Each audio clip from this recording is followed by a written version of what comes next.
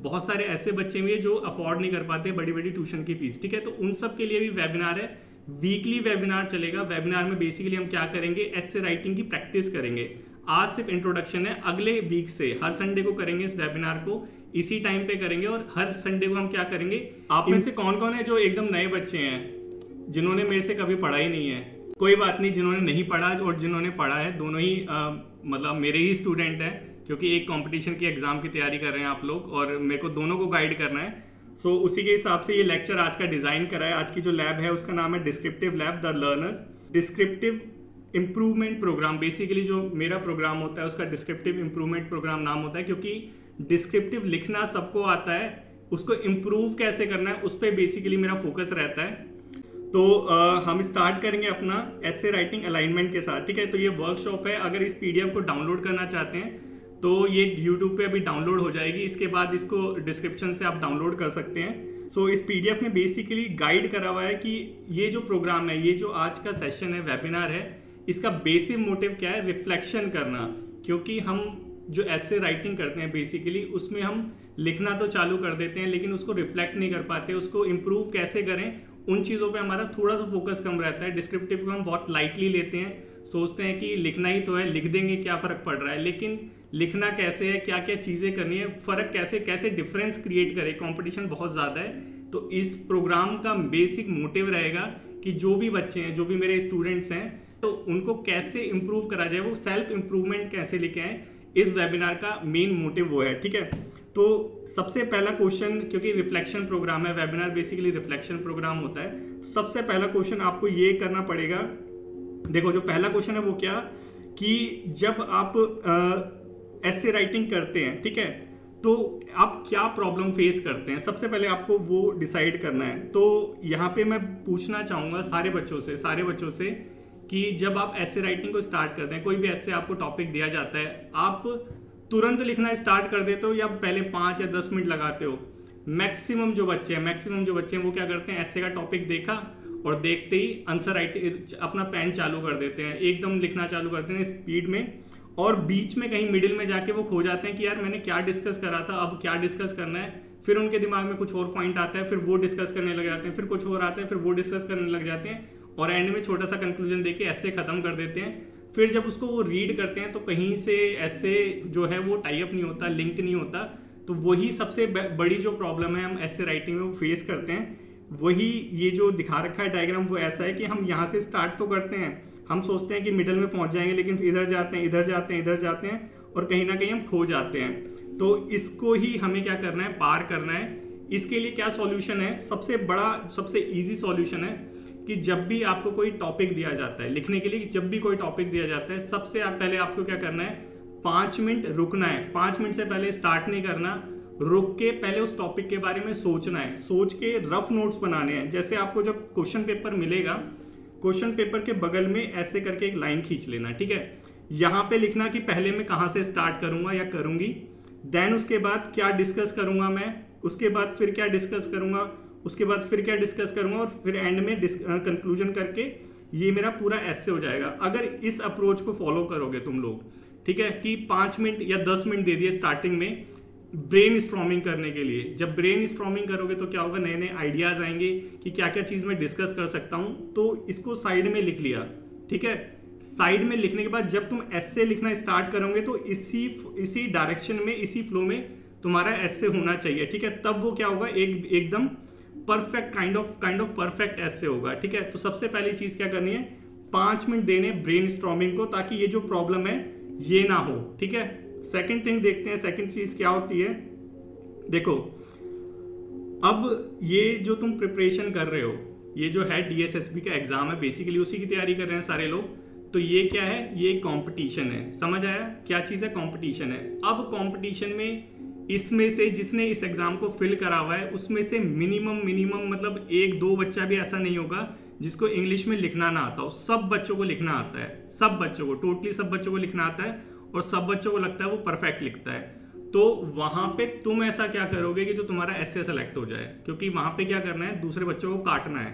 Basically यही करना है ना, कि दूसरों का सिलेक्शन ना हो और तुम्हारा सिलेक्शन हो, यही चीज तुम्हें करनी है। तो वहां पे तुम ऐसी क्या चीज करोगे जो तुम्हारा ऐसे है वो डिफरेंट हो। ठीक है। इस चीज का तुम्हें ध्यान रखना है कि जनरल चीजें नहीं लिखनी। अगर जे है क्या, जे का पेपर है तो 300 वर्ड का ऐसे है, अगर दूसरे वाला है तो 250 वर्ड का ऐसे है।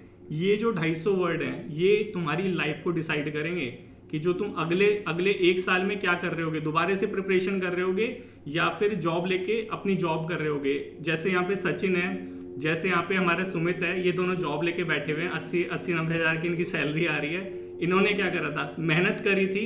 वही चीज तुम्हें करनी है, तुम्हें अपने ऐसे को क्या करना है, डिफरेंट बनाना है, ठीक है। डिफरेंट बनाओगे तो क्या होगा, ये जो सर्कल चल रहा है ये बेसिकली रैट रेस है ना गवर्नमेंट जॉब वाली, कि सर्कल चालू होता है फिर यहाँ पे खत्म हो जाता है, जिसका होता है वो निकल गया सर्कल से बाहर, फिर दोबारा से इस सर्कल में फंस जाते हैं। अगर इस सर्कल से निकलना है तो तुम्हें क्या करना पड़ेगा, जैसे ये रंग बिरंगी छतरी दिख रही है ऐसे ही तुम्हें अपने ऐसे को डिफरेंट बनाना पड़ेगा। अब कैसे डिफरेंट बनाना है, इसके लिए तुम्हें डिसाइड करना पड़ेगा कि तुम क्या डिस्कस करोगे अपने ऐसे के अंदर। जो पहली अप्रोच थी ये वाली, यहाँ पे समझ आया कि दूसरी चीज क्या करनी है। तीसरी चीज देखते हैं। देखो ऐसे तुम्हें लिखना आ गया कि तुमने क्या करा, डिसाइड कर लिया, ब्रेन स्टॉर्मिंग करके आइडियाज को लेके आ गए, आइडियाज लेके आ गए, उसके हिसाब से तुमने अपना ऐसे बना लिया, ठीक है। अब तुम्हें देखना है कि तुम्हें अपने ऐसे को डिफरेंट भी बनाना है, ठीक है। अब यहाँ पे प्रैक्टिस का क्या रोल है, कि प्रैक्टिस मतलब बच्चे सोचते हैं कि एक बार ऐसे लिखेंगे और उसमें अपना काम हो जाएगा, दूसरी बार लिखने की जरूरत ही नहीं है। लेकिन नहीं, ऐसा नहीं है। क्यों नहीं है, क्योंकि प्रैक्टिस, जैसे यहाँ पे कोट लिखा हुआ है कि प्रैक्टिस मेक्स मैन परफेक्ट, और ये एकदम सच बात है कि प्रैक्टिस से ही क्या आती है, इंप्रूवमेंट आती है। जितनी बार लिखोगे क्या होगा, तुम्हारा ऐसे जो है और अच्छा बनता जाएगा, और अच्छा बनता जाएगा, और फाइनली में वो ऐसा ऐसे बन जाएगा कि कोई उसको कंपीट नहीं कर पाएगा और तुम्हारी जो सीट है वो कोई काट नहीं पाएगा। बेसिकली यही तो कर रहे हैं हम यहाँ पे, ठीक है। ये समझ आया, पहले ब्रेन स्टॉर्मिंग करनी है, फिर डिफरेंट बनाना है, फिर प्रैक्टिस करनी है। ये तीनों चीजें करनी ही करनी है, समझ आया इतना। अब देखते हैं चौथी चीज हम क्या करेंगे। अब चौथा जो क्वेश्चन आता है वो क्या, कि ये जो प्रैक्टिस है, हम प्रैक्टिस करे जा रहे हैं, ठीक है, लिखे जा रहे हैं। मैं तुम्हारे ग्रुप में देखता हूँ लिखे जाते हैं बच्चे। तो ये जो प्रैक्टिस है बेसिकली ये तुम्हें इंप्रूव कर रही है या नहीं कर रही, इस चीज पे भी ध्यान देना है, ठीक है। वही हमारा चौथा क्वेश्चन है, क्या can practice without improvement make a man perfect, कि अगर इंप्रूवमेंट ना कर रहे हो तुम, ठीक है, ऐसे जो है तुम लिखे जा रहे हो, बार बार लिखे जा रहे हो, ठीक है, टेस्ट पूरा लिखे जा रहे हो बार बार, लेकिन जो इंप्रूवमेंट है वो है 0, तो क्या तुम्हारा जो ऐसे है वो अच्छा बनेगा, फाइनल में सेलेक्ट होगा। इस चीज को क्वेश्चन करना है कि प्रैक्टिस ही जरूरी नहीं है, प्रैक्टिस के साथ इंप्रूवमेंट भी जरूरी है। दोनों चीज मिलके तुम्हारे ऐसे को, तुम्हारे पेपर को परफेक्ट बनाएगी, और डिस्क्रिप्टिव का जो चैनल है इसको पार करेगी। इस चीज को समझना, ठीक है। यही यहाँ पे ये जो कोट है, ये जो लोम्बार्डी है, इन्होंने भी इसी चीज को बोला है, practice does not make perfect, only perfect practice make perfect. Perfect practice मतलब इंप्रूवमेंट वाली प्रैक्टिस ही परफेक्ट बनाती है। समझ आया इतना।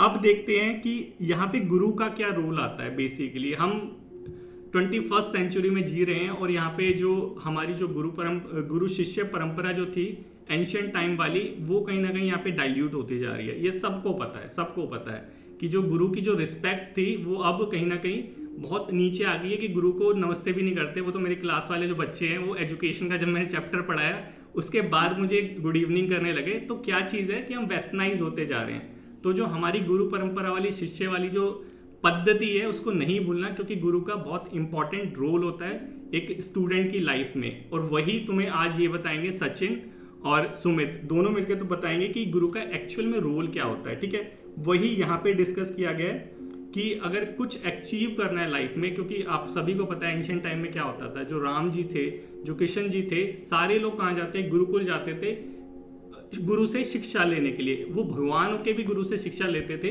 तो हमें अपने गुरु को निग्लेक्ट नहीं करना है, ठीक है। यही चीज इसी टाइटल पे आज का हमारा वेबिनार है। और ये जो वेबिनार है बेसिकली सब बच्चों के लिए है, क्योंकि बहुत सारे ऐसे बच्चे भी हैं जो अफोर्ड नहीं कर पाते बड़ी बड़ी ट्यूशन की फीस, ठीक है। तो उन सब के लिए भी वेबिनार है, वीकली वेबिनार चलेगा। वेबिनार में बेसिकली हम क्या करेंगे, ऐसे राइटिंग की प्रैक्टिस करेंगे। आज सिर्फ इंट्रोडक्शन है, अगले वीक से हर संडे को करेंगे इस वेबिनार को, इसी टाइम पे करेंगे। और हर संडे को हम क्या करेंगे, इंप्रूवमेंट करेंगे। आप अपना ऐसे लाना, यहाँ पे मैं चेक करूंगा ऑनलाइन, और ऑनलाइन चेक करने के बाद बताऊंगा कि क्या क्या इसमें वीकनेसेस है, कैसे इसको और इम्प्रूव किया जा सकता है, ठीक है। तो यहाँ तक आई होप आपको कोई डाउट नहीं होगा, सब आपको समझ आ गया होगा कि अगर डिस्क्रिप्टिव का पेपर पास करना है तो कैसे करना है, ठीक है। तो अब मैं यहाँ पे आपको इंट्रोड्यूस कराना चाहूँगा सुमित से और सचिन से। सुमित और सचिन प्लीज़ आप अपना कैमरा ऑन कर लीजिए।